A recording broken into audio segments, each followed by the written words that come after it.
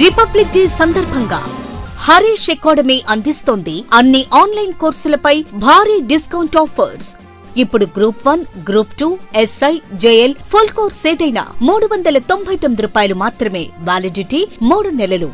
₹799 validity 6 నెలలు. ₹1399 validity 1 సంవత్సరం. ఈ ఆఫర్ జనవరి 24 నుండి జనవరి 29 వరకు మాత్రమే. సులభంగా జాబ్ సాధించే విధంగా లెజెండరీ ఫ్యాకల్టీచే రూపొందించబడిన స్టాండర్డ్ ఆన్లైన్ క్లాసెస్. మరెందుకు ఆలస్యం? వెంటనే హరీష్ అకాడమీ యాప్ ను డౌన్లోడ్ చేసుకోండి. విజయం సాధించండి. Harish the best academy. Phone number 8341116915.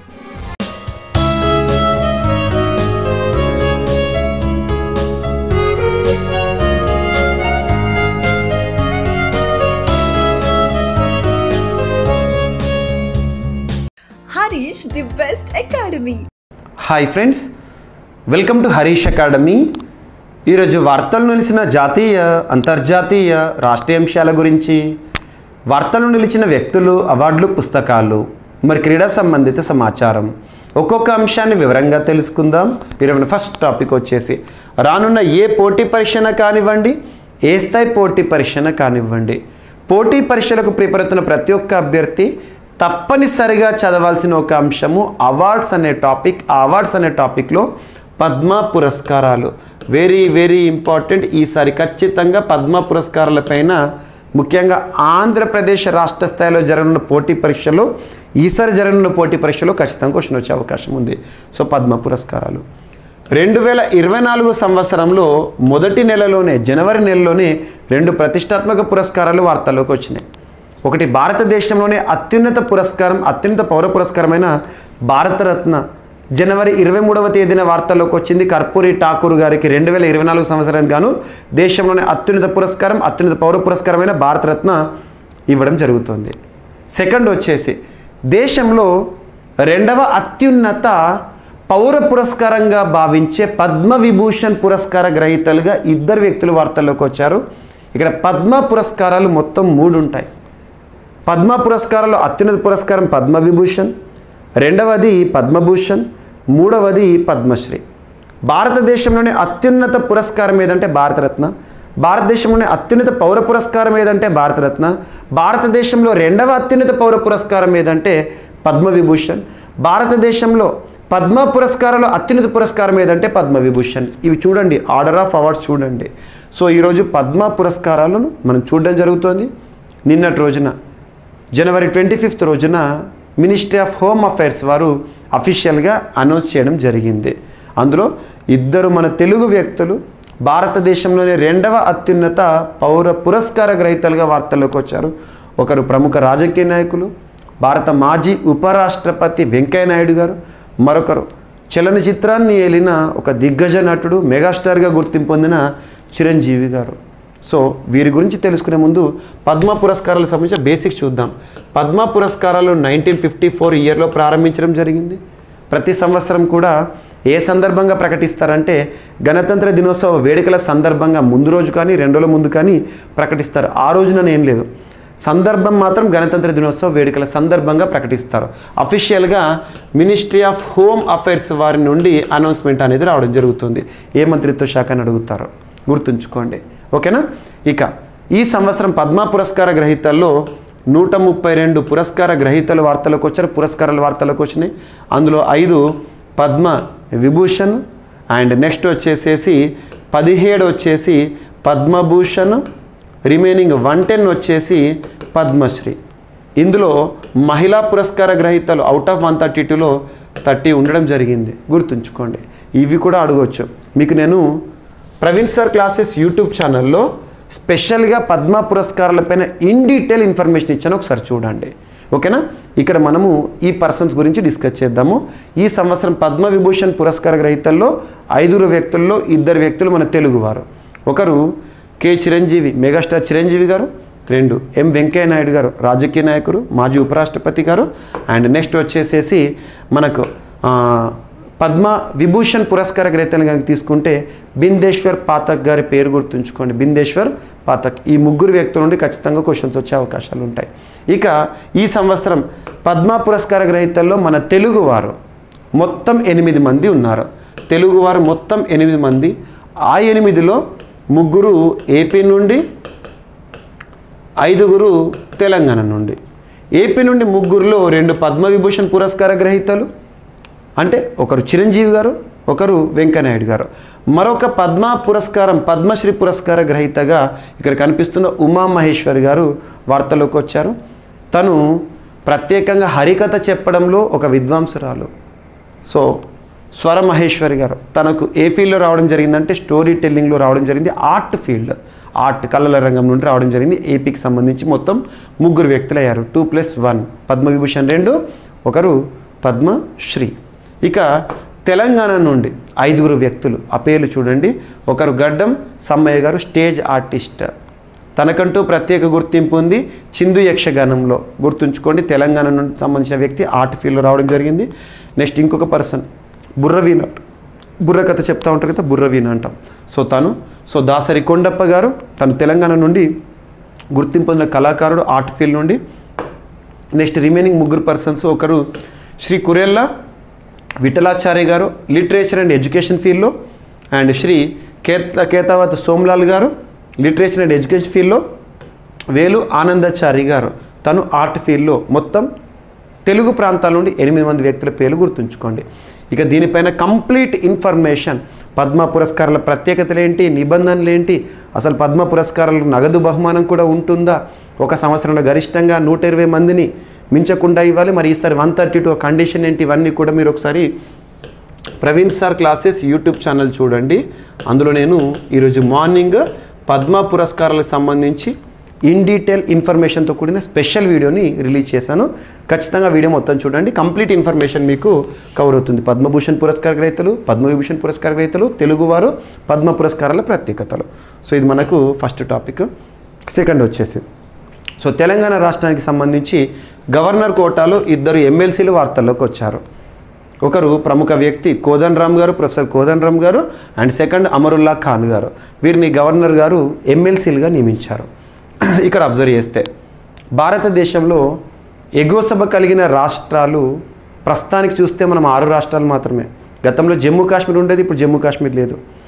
Uttar Pradesh, Maharashtra, Karnataka, Bihar, Telangana, Andhra Pradesh ద్విసభా విధానం కలిగిన రాష్ట్రాలు, బైకామరల్ లెజిస్లేచర్స్ అంటాము. సో అందులో తెలంగాణ కూడా ఒకటి కదా. అంటే ఎమ్మెల్సీలు కలిగిన రాష్ట్రాలు అన్నట్టు. ఎమ్మెల్సీలు కలిగిన రాష్ట్రాలు.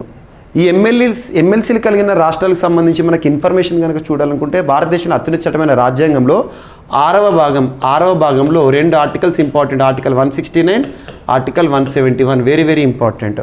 ఆర్టికల్ 171 ఆధారంగా ఎమ్మెల్సీల ఎన్నిక ఎలా ఉంటుందంటే, ఉదాహరణ తీసుకుంటే తెలంగాణ రాష్ట్రంలో మొత్తం ఎమ్మెల్సీల సంఖ్య 40, ఎమ్మెల్యేల సంఖ్య 119. అది మనందరికీ తెలుసు.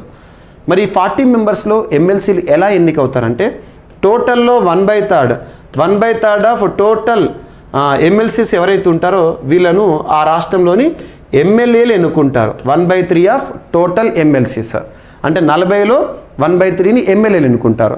మరొక 1/3ని స్థానిక సంస్థలు, లోకల్ బాడీస్ ఎన్నుకోవడం జరుగుతుంది. నెక్స్ట్ ఈ టోటల్లో 1/12ని టీచర్స్ ఎన్నుకోవడం జరుగుతుంది. మనకు టీచర్స్, ఉపాధ్యాయులు ఎమ్మెల్సీ అంటాం. ఈ 40లో అంటే ఈ మొత్తంలో ఇంకొక 1/12ని గ్రాడ్యుయేట్స్, పట్టభద్రులు ఎన్నుకోవడం జరుగుతుంది. ఇక రిమైనింగ్ టోటల్ ఏదైతే ఉంటుందో టోటల్లో 1/6 మెంబర్స్ని రాష్ట్ర గవర్నర్ నియమించడం జరుగుతుంది. సో ఇక్కడ టోటల్ అని గుర్తుంచుకోండి. ఇక్కడ నేను తెలంగాణ ఎగ్జాంపుల్ తీసుకున్నాను కాబట్టి 40లో 1/6, 40లో 1/3, 40లో 1/3, 40లో 1/12, 40లో 1/12 అంటున్నాను. అదే ఈ సంఖ్య రాష్ట్రాన్ని బట్టి మారుతూ ఉంటుంది. కాబట్టి ఇక్కడ మొత్తం ఎమ్మెల్సీల సంఖ్యలో ఏ విధంగా ఎన్నిక విధానం ఉంటుంది, లేదా ఏ విధంగా ఎమ్మెల్సీలు చట్టసభకి వెళ్ళడం జరుగుతుందని చెప్పేసి ఎగ్జామినేషన్లో అడగవచ్చు. అలా ఈరోజు తెలంగాణ రాష్ట్రానికి సంబంధించి 2 ఎమ్మెల్సీలను రాష్ట్ర గవర్నర్ తమిళిసై సౌందరరాజన్ గారు ఎమ్మెల్సీలుగా నియమించడం జరిగింది. అందులో 2 వ్యక్తులు, ప్రముఖ వ్యక్తులు గుర్తుంచుకోండి. అండ్ నెక్స్ట్ వచ్చేసి Telangana state public service commission గతంలో చాలా వివాదాస్పదమైంది. తెలంగాణ రాష్ట్రంలో కొత్త ప్రభుత్వం ఏర్పడింది. టీఎస్పీఎస్సీ చైర్మన్గా జనార్దన్ రెడ్డి గారు రాజీనామా చేసిన తర్వాత కొత్త చైర్పర్సన్గా తెలంగాణ రాష్ట్ర మాజీ పోలీస్ బాస్ మాజీ డీజీపీ మహేందర్ రెడ్డి గారిని గవర్నర్ నియమించారు.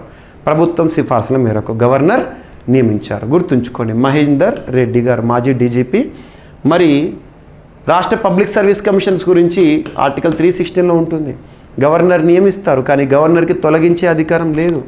గుర్తుంచుకోండి ఈ పాయింట్. సో తెలంగాణ రాష్ట్ర పబ్లిక్ సర్వీస్ కమిషన్ పోటీ పరీక్షల నియామక సంస్థ ఏదైతే ఉంటుందో చైర్మన్గా మహేందర్ రెడ్డి గారు.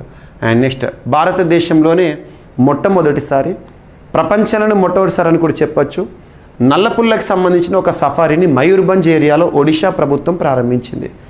నల్లపుల్లులకు సంబంధించిన సఫారీ అంటే ఫారెస్ట్లో మనం తిరుగుతూ ఉంటాం కదా, ఓపెన్ టాప్ జీప్ ఏదైతే ఉంటుందో అందులో. అండ్ ఇక్కడ ఒక పాయింట్ గుర్తుంచుకొని, భారతదేశంలో కాదు ప్రపంచంలోనే నల్లపుల్లులు నివసించే ఏకైక పులుల సంరక్షణ కేంద్రం ఏదంటే Similipal tiger reserve. So Similipal tiger reserve ఏ రాష్ట్రంలో ఉంది అంటే ఒడిషా రాష్ట్రంలో ఉంది. నల్లపుల్లులు నివసించే ఏకైక టైగర్ రిజర్వ్ ప్రపంచంలోనే.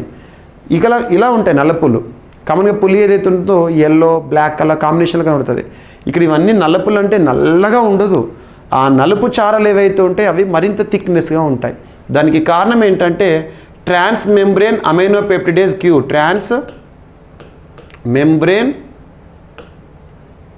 Amino peptidase queue. గుర్తుంచుకోండి, ఒక మెంబ్రేన్, ఒక పిగ్మెంట్. ఈ నల్ల పులులు నలుపు రంగుకి కారణం. అలా ఇట్లాంటి పులులు మనకి ప్రపంచంలో కేవలం ఒడిషా రాష్ట్రంలో సిమ్లిపాల్లో కనబడుతుంది. అక్కడ ఒక సఫారీని కూడా రీసెంట్గా ఒడిషా రాష్ట్ర ప్రభుత్వం ప్రారంభించింది. ఒడిషాలో ప్రస్తుతం అధికారంలో ఉన్న పార్టీ బిజు జనతాదళ్. ఒడిషా రాష్ట్రంలో ముఖ్యమంత్రి నవీన్ పట్నాయక్ గారు. గుర్తుంచుకోండి, దేశంలో 2వ అత్యధిక కాలం ముఖ్యమంత్రిగా విధులు నిర్వర్తిస్తున్న వ్యక్తి. బ్లాక్. అండ్ ఒడిషా చాలా ప్రత్యేకతలు. ట్రైబల్ పరంగా చూసుకుంటే పీవీటీజీస్ ఉంటాయి. And at the same time 3 రకాల మొసలు కలిగిన రాష్ట్రము. అండ్ చిల్కా లేక్, ప్రపంచంలో మొట్టమొదటి ఫిషింగ్ క్యాట్ సెన్సస్ జరిగిన ప్రాంతం. ఇవన్నీ కూడా ఒడిషాకి సంబంధించి very very important. And next, India, France, UAE సంయుక్తంగా నిర్వహించిన ఒక విన్యాసం, ఒక వైమానిక విన్యాసం డిజర్ట్ నైట్ విన్యాసం ఇటీవల వార్తల్లోకి వచ్చింది. ఏ దేశాలకు సంబంధించిన వైమానిక దళం సంయుక్తంగా నిర్వహించిందంటే భారత్, ఫ్రాన్స్, యుఏఈ. ఏ ప్రాంతాలు నిర్వహించిందంటే అరేబియన్ సీ ప్రాంతంలో పైవైపున నుండి నిఘా వేస్తూ నిర్వహించిన సుకోయ్ యుద్ధ విమానాలు కానివ్వండి అవన్నీ కూడా పార్టిసిపేట్ చేశాయి. గుర్తుంచుకోండి, డిజర్ట్ నైట్ విన్యాసం ఏ దేశాలకు సంబంధించింది. అండ్ నెక్స్ట్, మొట్టమొదటిసారి సూపర్లేటివ్ మనకి కాదు సౌదీకి సంబంధించి. సౌదీలో తొలి మద్యం దుకాణం అనేది వార్తల్లోకి వచ్చింది. ముస్లిమేతర దౌత్యాధికారులకు మాత్రమే ఈ మద్యం దుకాణం అనేది మద్యం విక్రయించడం జరుగుతుందంట. మద్యపాన నిషేధాన్ని పాటించే సౌదీ అరేబియాలో మొట్టమొదటిసారిగా ఆల్కహాల్ విక్రయ కేంద్రం తెరుచుకొని ఉంది.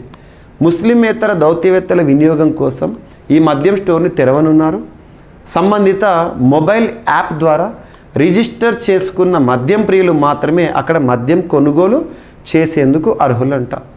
సౌదీ అరేబియా విదేశాంగ శాఖ దీనికి అనుమతులను ఇస్తుంది. నెలవారీ కోటా పరిమితి ప్రకారమే వినియోగకులకు మద్యాన్ని విక్రయిస్తారంట. గుర్తుంచుకోండి. అండ్ దుష్ప్రచారమే పెనుముప్పు అని చెప్పేసి ఇటీవల ప్రపంచ ఆర్థిక వేదిక ఆందోళన చెందుతుంది. సో ఫేక్ న్యూస్కి సంబంధించిన గణాంకాలు. సో తప్పుడు సమాచారం అతిపెద్ద ముప్పుగా ఉన్న దేశాల్లో మొదటి స్థానంలో భారతదేశం ఉంది. తప్పుడు సమాచారం నమ్మడం, ఎక్కువగా ప్రచారం చేయడంలో. ఎన్నికల వేళ దుష్ప్రచార వ్యాప్తిపై ప్రపంచ ఆర్థిక వేదిక ఆందోళన చెందుతోంది. అమెరికా, భారత్, బ్రిటన్, మెక్సికో సహా ప్రపంచవ్యాప్తంగా అనేక దేశాల్లో ఈ ఏడాది ఎన్నికలు జరగనున్నాయి. సార్వత్రిక ఎన్నికలు అంటే ప్రభుత్వ ఏర్పాటు నిర్ణయించే ఎన్నికలు. దాదాపు 300 కోట్ల మంది ఎన్నికల క్రతువులో భాగం కానున్నారు. అయితే తప్పుడు సమాచార వ్యాప్తి ఎన్నికలకు పెను ముప్పుగా పరిణమించిందని ప్రపంచ ఆర్థిక వేదిక ఇటీవల చెప్తోంది. గ్లోబల్ రిస్క్ రిపోర్ట్ నివేదికను రిలీజ్ చేసింది. అందులో ఆర్థిక, పర్యావరణ, రాజకీయ, భౌగోళిక, సాంకేతిక తదితర 34 ముప్పులపై నివేదిక ర్యాంకులను ప్రకటించింది. అందులో తప్పుడు సమాచారం అతిపెద్ద ముప్పుగా ఉన్న దేశాల్లో భారత్ తొలి స్థానంలో ఉంది, అమెరికా 6వ స్థానంలో ఉంది. గుర్తుంచుకోండి. అండ్ ఒక సూపర్లేటివ్ టాపిక్, దేశంలోనే మొదటిసారి హెమోస్ప్రే అనే ఒక అంశం వార్తల్లోకి వచ్చింది. ఏషియన్ ఇన్స్టిట్యూట్ ఆఫ్ గ్యాస్ట్రోఎంట్రాలజీలో మన హైదరాబాద్లో జి నాగేశ్వర్ రెడ్డి గారికి సంబంధించిన ఇన్స్టిట్యూట్ చాలా ప్రత్యేకమైనది. సో జీర్ణకోశ వ్యాధుల చికిత్సలకు ప్రధాన కేంద్రంగా ఉన్న Asian institute of gastroenterology AIG అంటాం. దేశంలోనే తొలిసారి సరికొత్త సాంకేతికతను అందుబాటులోకి తెచ్చింది. జీర్ణకోశంలో జరిగే రక్తస్రావాన్ని నియంత్రించేందుకు హెమోస్ప్రే అనే టెక్నాలజీని ప్రవేశపెట్టడం ద్వారా భారతదేశంలోని మొదటిసారి ఇటువంటి టెక్నాలజీతో మన ఏఐజీ వార్తల్లోకి వచ్చింది. అండ్ భారత్మాల 2 కేంద్ర ప్రభుత్వ ప్రతిష్టాత్మక కార్యక్రమం. ఆ పథకంలోకి కృష్ణా నది వంతెనను చేరుస్తున్నారంట, అంటే అందులో కన్సిడర్ చేస్తున్నారు. నిర్మాణ అంచనా వ్యయం 1083 కోట్ల రూపాయలు. తెలంగాణ ఆంధ్రప్రదేశ్ మధ్య అనుసంధానం కోసం సోమశీల వద్ద కృష్ణానదిపై నిర్మించాలని నిర్ణయించిన తీగల వంతెన ఐకానిక్ బ్రిడ్జ్ని కేంద్రం భారత్మాల పరియోజన పథకం 2లో భాగంగా చేర్చింది. ఈ మేరకు కేంద్ర రవాణా రహదారుల మంత్రిత్వ శాఖ తాజాగా ఉత్తర్వులను జారీ చేసింది. తెలంగాణలోని సోమశీల నుంచి ఆంధ్రప్రదేశ్లోని సిద్ధేశ్వరం గుట్ట మధ్య సుమారు 1.5 కిలోమీటర్ల మేర కృష్ణానదిపై గల తీగల వంతెన నిర్మించాలని కేంద్రము నిర్ణయించిందంట. గుర్తుంచుకోండి. సో మనకి ఇదొకటి. అండ్ లాస్ట్ ఇంకొక topic, ICC one day cricketer of the ఇయర్గా విరాట్ కోహ్లీ గారు నిలిచారు. సో భారత క్రికెటర్ వర్ధమానంగా చాలా రికార్డు సృష్టిస్తున్నారు. ఇంటర్నేషనల్ క్రికెట్ కౌన్సిల్ ప్రతి ఏటా ఇచ్చే క్రికెట్ పురస్కారాలు ఉంటాయి కదా, 2023 ఇయర్కి గాను one day international player of the ఇయర్గా విరాట్ కోహ్లీ భారతీయుడు. And ICC T20 international player of the ఇయర్గా సూర్యకుమార్ యాదవ్, తను కూడా మన ఇండియన్ క్రికెట్ జట్టులో భాగమే. సో ఇద్దరు పేర్లు గుర్తుంచుకోండి. సో ఇవి ఫ్రెండ్స్ ఈరోజు వార్తలు ఇచ్చిన అంశాలు. సో పద్మ పురస్కారాలకు సంబంధించి ప్రత్యేకంగా డిస్కస్ చేశాము. At the same time governor కోటాలో ఎమ్మెల్సీలకు సంబంధించిన నిబంధన చెప్పాను. టీఎస్పీఎస్సీ చైర్పర్సన్గా మహేందర్ రెడ్డి గారు. అండ్ భారతదేశంలో ప్రపంచంలో మొట్టమొదటిసారి నల్లపుల్లకు సంబంధించిన సఫారీ. అండ్ వార్తలు నిలిచిన డిజర్ట్ నైట్ విన్యాసము. అండ్ సౌదీలో తొలి మద్యం దుకాణం వార్తల్లోకి వచ్చింది. దుష్ప్రచారమే పెనుముప్పు అని చెప్పేసి ప్రపంచ ఆర్థిక వేదిక ఇటీవల ఆందోళన చెందుతోంది. అండ్ హెమోస్ప్రేని మొదటిసారి దేశంలో ప్రయోగము ఎక్కడ అంటే ఏఐజీలో. నెక్స్ట్ భారత్మాల 2 పథకంలో కృష్ణానది వంతెన అనే అంశము. At the same time one day cricketer of the ఇయర్గా Virat Kohli. And ICC T20 international cricketer of the ఇయర్గా సూర్యకుమార్ యాదవ్. సో ఇవి ఫ్రెండ్స్ ఈరోజు వార్తలు నిలిచిన అంశాలు. మిస్లేనియస్ అంశాలను మిగిలిపోతే రేపటి క్లాస్లో జోడిద్దాం. మరొకసారి కలుద్దాం. Thank you.